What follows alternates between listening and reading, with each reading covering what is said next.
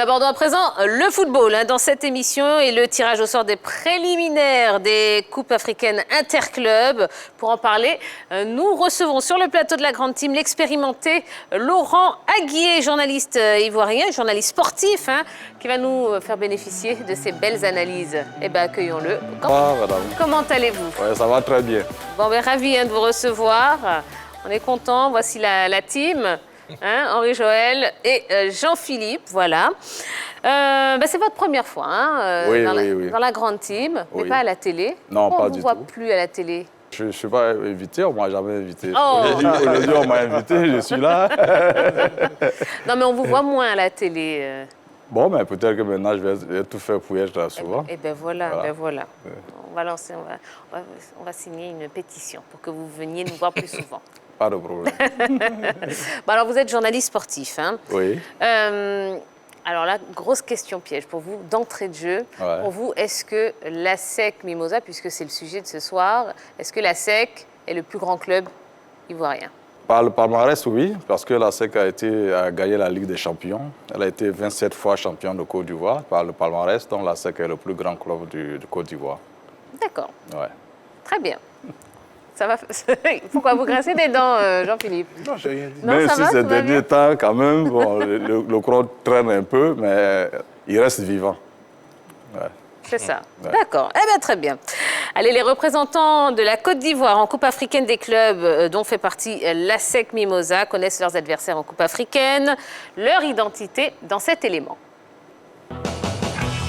Seul représentant ivoirien en Ligue africaine des champions cette saison, l'ASEC Mimosa jouera le tour préliminaire face à la formation de Teuguen du Sénégal. Ainsi, on a décidé le tirage au sort qui s'est tenu au Caire le vendredi 13 août dernier. Pour son retour sur la scène continentale après l'exercice 2018-2019, l'ASEC se déplacera d'entrée en terre sénégalaise entre le 10 et le 11 septembre avant de recevoir 2 semaines plus tard le club de Rufisque. Cette étape inaugurale est tout sauf une formalité pour les jaunes et noirs, car la formation de Teuguen, qui sera sa deuxième participation, avait barré la route des poules au WAC de Casablanca. En cas de qualification au second tour, Julien Chevalier et ses poulains croiseront le chemin de l'Aqua United du Nigeria ou du CR Belouizdad d'Algérie. Très actif sur le marché des transferts, l'ASEC Mimosa a débuté sa préparation le 2 août en vue de la campagne africaine. Alors, sera-t-elle assez armée pour atteindre au moins la phase de poule? En Coupe de la Confédération, FC San Pedro a tiré l'ASFA Yenega du Burkina Faso. Retirée à Alépé, c'est une équipe privée de Jimo Sheriff Nguessan Priva qui prépare activement sa nouvelle expédition sur le continent.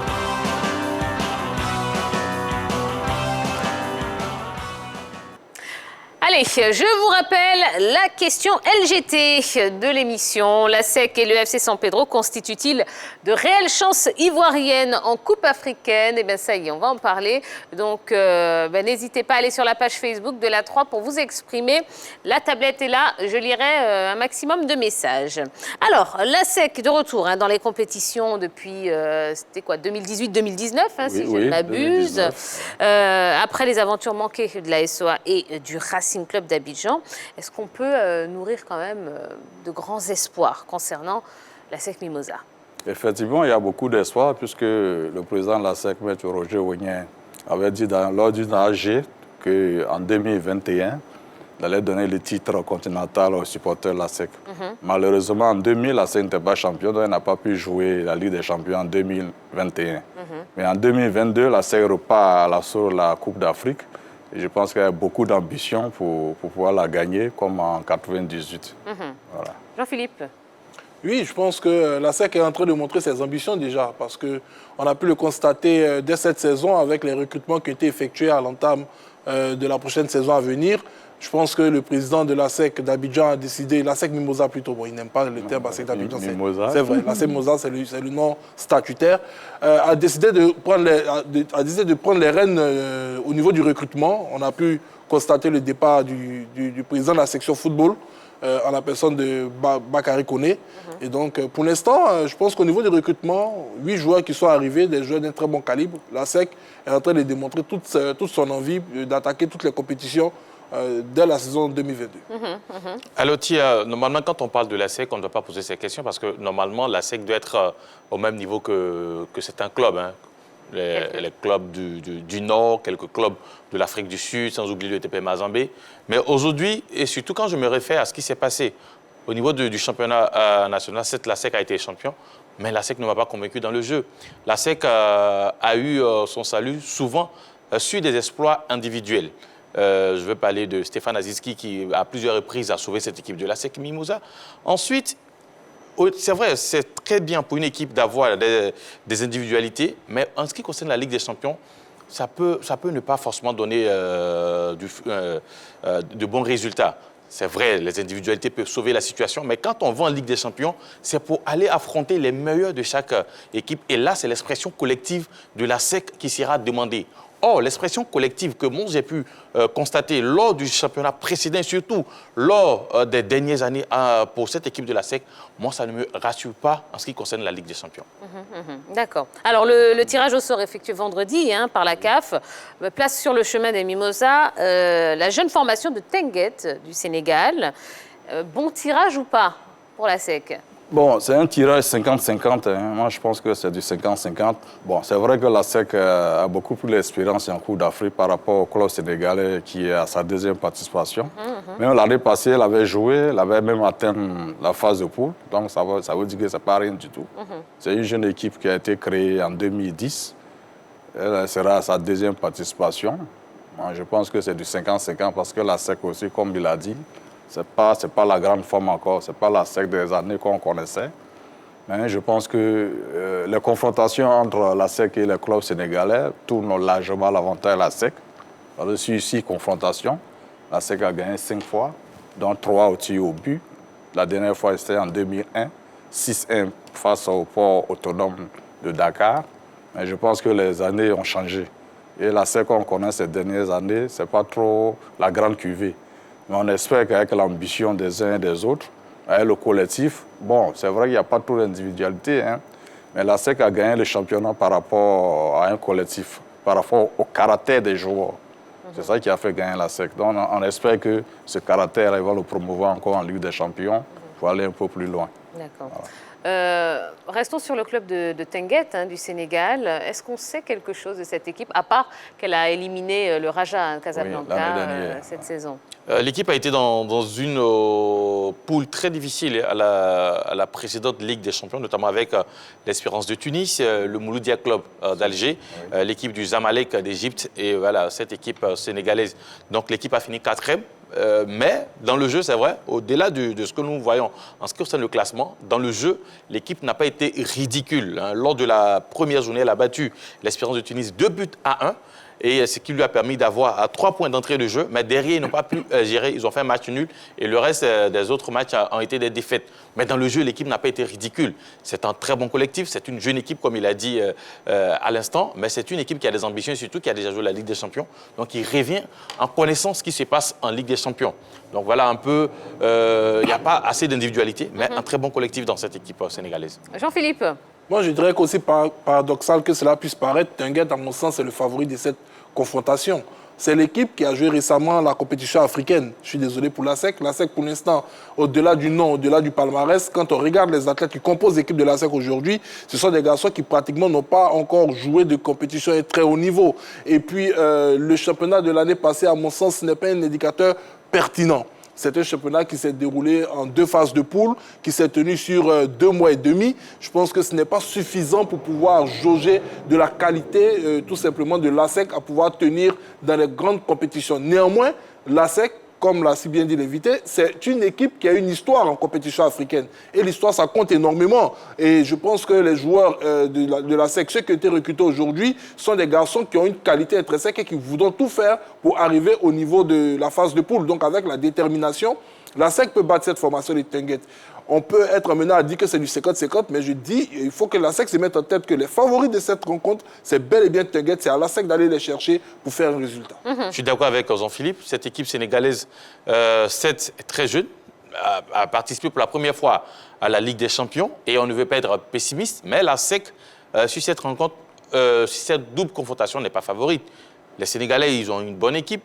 Maintenant, L'un des meilleurs joueurs dont le nom m'échappe un peu a été transféré. On espère que voilà, peut-être ça va compter aussi en faveur de la SEC. Sinon, cette équipe, quand on l'a vu en Ligue des Champions, c'est une équipe qui joue très très bien. Battre l'Espérance de Tunis, c'est pas donné à n'importe qui sur ce continent-là. Et elle a réussi à le faire. Donc voilà, c'est une équipe qui, à mon sens, va poser d'énormes soucis à la SEC. Il faut apporter un additif à ceux qui n'ont pas pris l'habitude de regarder la Ligue des Champions ces dernières années. Tenguet, c'est une formation qui se base sur un centre de formation assez performant. Aujourd'hui, au Sénégal, c'est le modèle par excellence de pratiquement toutes les équipes. Et quand on dit que Tenguet a battu l'Espérance de Tunis, ça doit rappeler quand même quelques souvenirs aux jaunes et noirs en 1999 avec l'éclosion de la première promotion de l'académie Mimosifcom. C'est un peu pareil avec cette formation de Tenguet. Donc ils peuvent perdre un joueur, mais derrière, avec la formation de qualité, ils peuvent facilement remplacer ce dernier qui est parti. Et on le sait, le football, c'est un sport collectif. Et si vous avez une équipe en face de vous qui réussit à maintenir sur 2-3 saisons leurs meilleurs joueurs, cette équipe est bien plus compétitive que même la formation qui est un grand nom, mais qui tout le temps est dans le changement d'un grand nombre de ses entrants. On a pu s'en rendre compte avec la dernière équipe ivoirienne qui a joué une finale de compétition continentale en 2014, qui est le CE Sport de San Pedro. Les Bobo Sylvain, Assalé, Roger Claver, ils ont évolué ensemble pendant 3-4 années et c'est durant leur dernière expédition africaine qu'ils ont réussi à atteindre la finale. Là, à la SEC, on part sur un nouveau cycle.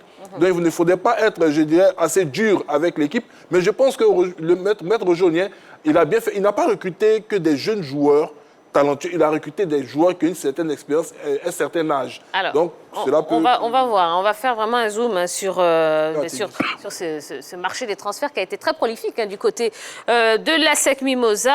Expliquez-nous tout, Henri Jo. Alors, pour l'instant, rien n'est officiel. C'est vrai, les différents canaux de la SEC n'ont pas encore communiqué sur ces différents transferts, mais grâce aujourd'hui, ce qui est bien, grâce aux réseaux sociaux, nous avons pu constater, et surtout aux entraînements de la SEC Mimosa, nous avons pu constater des présences à Solbeni, des photos avec le PCA de la SEC, Maître Roger Onien. Donc, on va essayer de donner cette liste de joueurs, en commençant par le latéral gauche de l'Africa, Djabi Evra, qui arrive du côté de la SEC. La SEC, il faut savoir la SEC fait son marché du côté de l'Africa. Encore un autre joueur de l'Africa, Zouzoua Pakom, le milieu de terrain.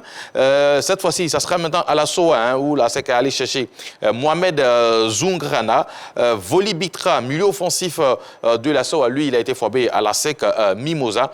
Kramé Aubin, lui aussi a été formé à la SEC Mimosa, est parti à l'Africa, est parti au FC San Pedro, revient à la maison. Nguessan Gilles Priva, ancien de l'Africa, mais qui est avec l'équipe du FC San Pedro, a déposé normalement à la SEC actuellement.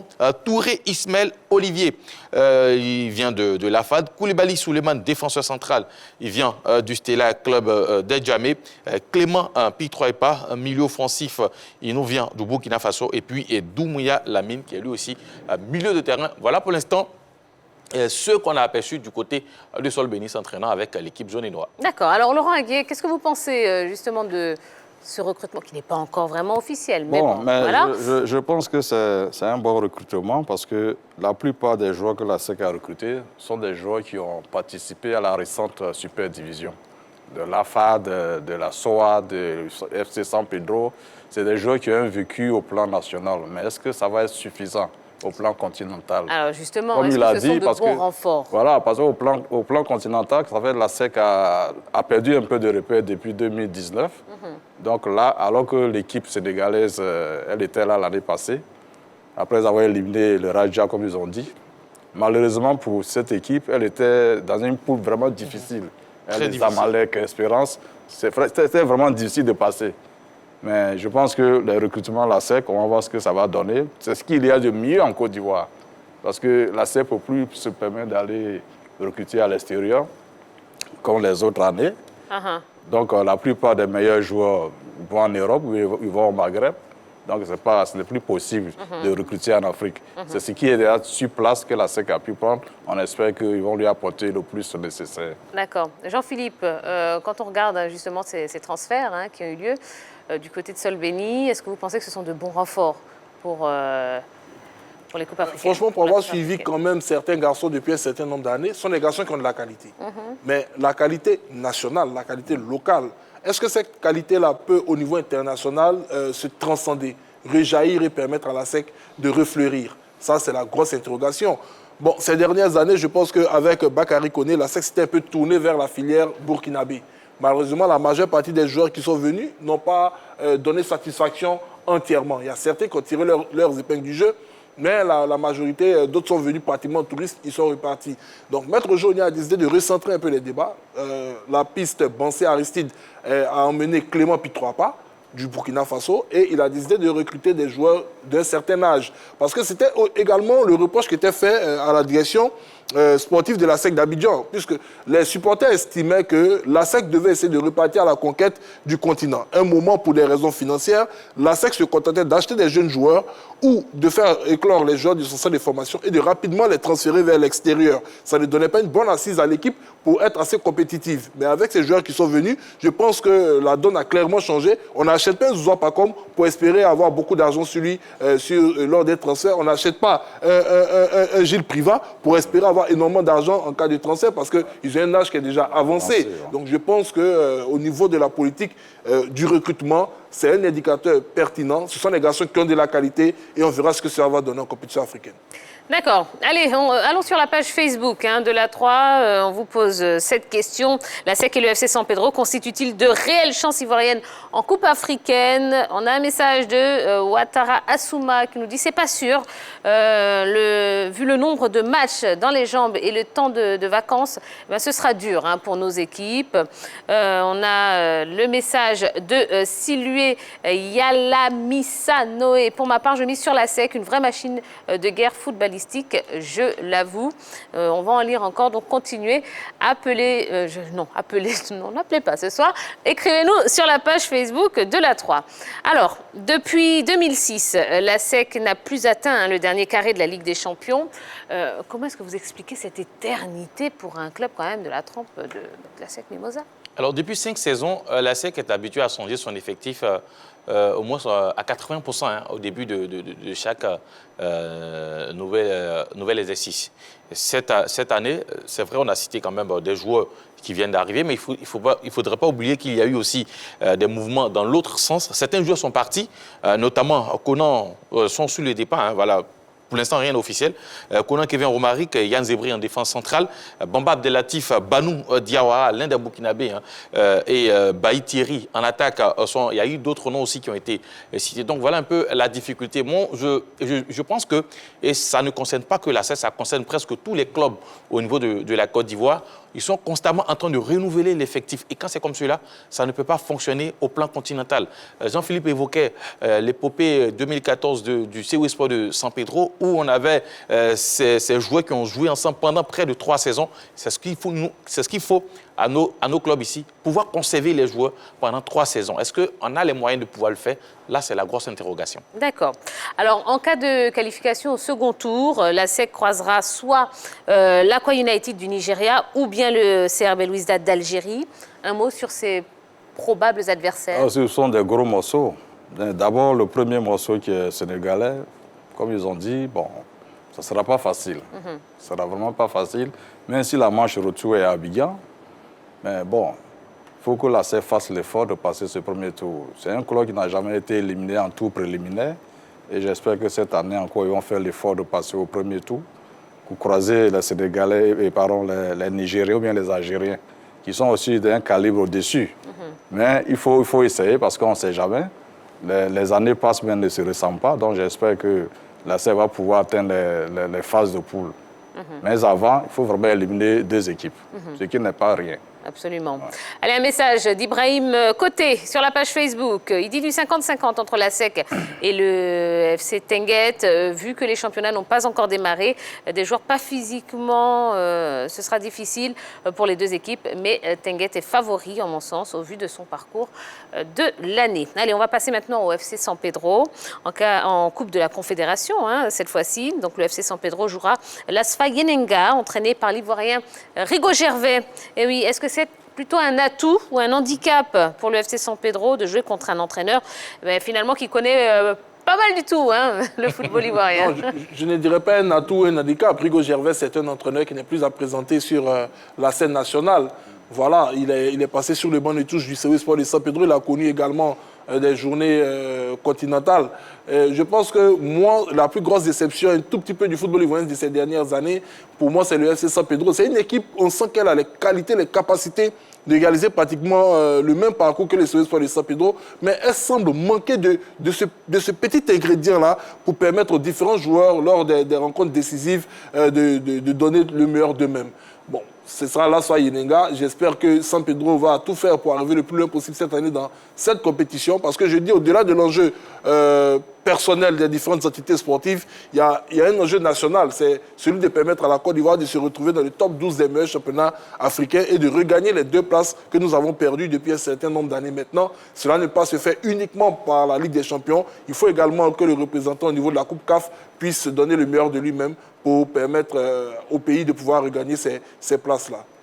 Alors, Jean-Philippe a évoqué quand même la possibilité à chaque saison de voir cette équipe du FC San Pedro aller très loin en Coupe d'Afrique. Mais moi, on se pose la question, quelle est l'ambition réelle des dirigeants du FC San Pedro quand on dit que c'est une équipe qui a les moyens et qui n'arrive pas à garder le même effectif sur 2 ou 3 ans? C'est quoi l'ambition réelle de cette équipe? Et de surcroît qui a laissé partir quand même Zouma Richard. Zouma Richard, oui. Zouma Richard. Son meilleur attaquant, oui. Voilà, donc c'est quoi l'ambition? Si on a les moyens qu'on arrive à garder ces meilleurs joueurs, je pense que peut-être l'objectif n'est pas la Coupe d'Afrique, ça c'est ce que je pense. L'objectif n'est pas la Coupe d'Afrique, mais mieux, c'est de vendre les joueurs et surtout de se faire beaucoup d'argent. Mais je me demande, vendre Gilles Privat du côté de la SEC d'Abidjan, ça a rapporté quoi? Bon, comme il s'appelle l'autre, Jimo Chérif, qui est parti du côté de la Biélorussie. Il est parti, je crois, à 0 francs CFA, puisqu'il était pratiquement fait le contrat, si ma mémoire est bonne. Bon, est-ce que le FC San Pedro a déjà réalisé une grosse vente? On s'interroge sur la politique sportive du club, franchement, mais je ne pense pas que pour l'instant on puisse dire que c'est un club qui est en train de vendre des joueurs. C'est vrai qu'ils ont un centre de formation performant qui a remporté, je crois, le dernier tournoi international du district d'Abidjan. Peut-être qu'ils sont en train de préparer une relève avec des jeunes qui vont venir véritablement les emmener sur le toit du continent africain. Mais pour ce qu'on voit, je pense que la politique sportive de l'équipe est, à mon sens, un tout petit peu désordonnée. D'accord. Allez, dernière question pour vous, messieurs. Oui. Le FC San Pedro, donc une équipe qui a quand même des gros moyens, mais qui a du mal quand même à performer sur le plan continental. Qu'est-ce qui manque à cette équipe? Au plan continental, quand même, c'est l'une des équipes ivoiriennes qui est un peu permanente. Parce que les 4 dernières années, elle a joué la Coupe CAF. Elle a même atteint la phase de poule en 2020. Donc, je pense qu'il y a un petit quelque chose, comme elle a dit, qui manque à cette équipe pour devenir un grand. Les dirigeants, ils sont entre deux chevaux. C'est-à-dire qu'ils veulent vendre, ils veulent former pour vendre, et en même temps gagner une Coupe d'Afrique. Or, les deux là ne vont pas ensemble. Soit tu choisis un seul objectif, on va aller loin en Coupe d'Afrique, gagner la Coupe d'Afrique, ou bien on est là pour vendre, on est là pour former pour vendre. Mais quand tu es entre les deux, ça ne peut pas aller. Moi, je pense que le petit problème de FC San Pedro, ça doit être à ce niveau. Parce que vendre le meilleur attaquant qui est Zouma, alors qu'on est en Coupe d'Afrique, vous voyez que ça pose un certain nombre de problèmes. Mais quand même, je pense que les 4 dernières années, c'est la seule équipe ivoirienne qui est en Coupe d'Afrique, qui est vraiment permanente. Chaque année qui se qualifie, qui est toujours deuxième dans le championnat. Donc, je pense qu'il y a un travail qui est fait, mais que les dirigeants sachent ce qu'ils veulent réellement, soit vendre les joueurs, soit gagner la compétition africaine. D'accord. Voilà. Jean-Philippe, qu'est-ce qui manque au FC San Pedro? Qu'est-ce qui ne va pas? À la fois, un tout petit peu, je voulais dire à la fois rien, mais à la fois tout. Parce que ces dernières années, on a vu quand même la valse des techniciens sur le banc de touche, qu'on a eu du mal à s'expliquer. Et je pense qu'aujourd'hui, San Pedro doit essayer de recruter un véritable entraîneur capable de faire grandir cette équipe sur le plan international. Moi, à mon sens, je pense que tout se situe au niveau de l'encadrement technique. On tâtonne à ce niveau-là et c'est mauvais pour l'équipe. D'accord. Allez, rapidement. Pour le problème d'entraîneur, c'est la direction de l'équipe même qui doit se revoir parce que les entraîneurs qui sont passés sont de bons entraîneurs. Gianni Tarek, Amani Yao sont de bons. Est-ce qu'on les laisse travailler réellement? Là aussi, la grosse interrogation. Donc, il faut seulement les laisser travailler et surtout, il faut réussir à garder un bon effectif sur 2-3 saisons.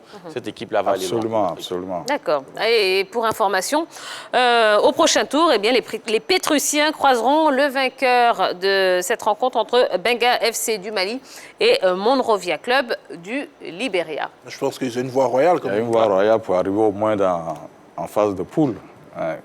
Maintenant, il faut gagner d'abord le premier adversaire. Exactement. Allez, parlons rapidement. Je voudrais qu'on parle rapidement, puisqu'il va se passer quelque chose d'important demain, mardi. Hein, oui, effectivement, oui, c'est vrai. La cérémonie de tirage au sort de la CAN 2021 qui aura lieu demain à Yaoundé, au Cameroun. Et les ex-internationaux ivoiriens et ghanéens, donc Didier Zokora et Asamoah Gyan, sont déjà sur place pour assister à la cérémonie. Alors, on vous rappelle hein, les chapeaux officiels du tirage au sort de cette CAN 2021. Chapeau 1, Cameroun, Algérie, Sénégal, Tunisie, Maroc, Nigeria. Chapeau 2, Égypte, Ghana, Côte d'Ivoire, Mali, Burkina Faso, Guinée. Chapeau 3, Cap-Vert, Gabon, Mauritanie, Sierra Leone, Zimbabwe, Guinée-Bissau. Et chapeau 4, Malawi, Soudan, Guinée équatoriale, Comores, Éthiopie, Gambie. Voilà. Un mot là-dessus? Eh bien, on attend. Pour ça, avec les chapeaux, on ne peut rien dire. Voilà, on attend demain. De toute façon, la Côte d'Ivoire n'a pas choisi l'adversaire. Hein, quand même. Il y a un pays qui perd 2 CAN, donc je pense que c'est les autres qui doivent nous craindre. Nous, avec l'effectif qu'on a, on n'a pas vraiment à avoir peur d'un adversaire. Donc, je pense qu'on a toutes nos chances, quel que soit l'adversaire qu'on aura. De toutes les façons, au niveau du chapeau 1, on aura une très belle confrontation de notre poule. Hein. Ouais. Soit le Cameroun, soit l'Algérie, le Sénégal, la Tunisie, le Maroc et le Nigeria. Bon, je pense que je pense dans la même poule que le Sénégal. Ah ouais? Si. Ah bon? Ils sont devenus les rivaux des Ivoiriens, les Sénégalais. Alors que quand même 2 CAN pour 0, je pense que... Il n'y a aucune rivalité. Un peu de respect pour les Ivoiriens. Eh ben, en tout cas, on sera fixé demain et on en parlera évidemment demain dans la grande team. Merci beaucoup. Ah ouais? Ah bah oui, ça y est. Ça vient d'arriver. Bah oui. Mais c'est des bonnes choses. C'est pour que vous ayez l'occasion de mieux revenir la prochaine fois. Ah, vraiment. D'accord? Ça a été un plaisir, hein, vraiment. Merci. Vous revenez quand vous voulez sur le plateau de la pas de grande team. problème. C'est votre maison ici. OK. Allez, on va marquer une nouvelle pause. Oui, n'allez pas très loin, ne bougez pas. Non, bougez pas. Restez dans votre fauteuil, restez bien assis parce qu'on a pas mal de belles choses à vous proposer avant la fin de l'émission. On aura une petite saga des pros. On fera le tour de tout ce qui s'est passé sur les pelouses européennes. Et puis un plus calé. Ouais, le plus calé. Le thème, ce sera la SEC Mimosa en Ligue des champions de la CAF. Voilà, c'est bon, ça vous va? Thierry, je ne rapporte pas ça, c'est ça. Parce que vous avez travaillé à la SEC d'Abidjan. Ça ne veut rien dire. Allez, à tout de suite.